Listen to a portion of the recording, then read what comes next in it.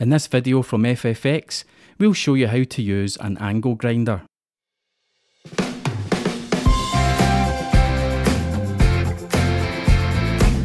An angle grinder is a powerful tool that spins a disc at high revolutions per minute.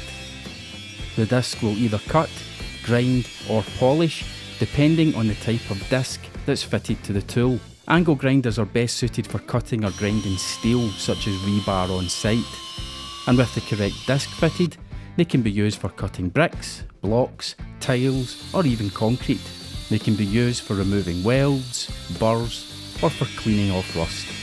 The application you use the angle grinder for is determined by the motor, the disc and the size of the disc. For large jobs requiring lots of grinding or cutting, go for a corded angle grinder with a large motor and larger discs, such as a 9-inch one.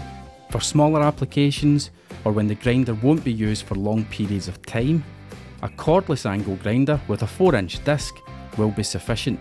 Due to the nature of the applications undertaken with an angle grinder, safety is paramount. Always make sure you have the correct disc fitted for the job you're doing. Pay careful attention to fitting the disc properly.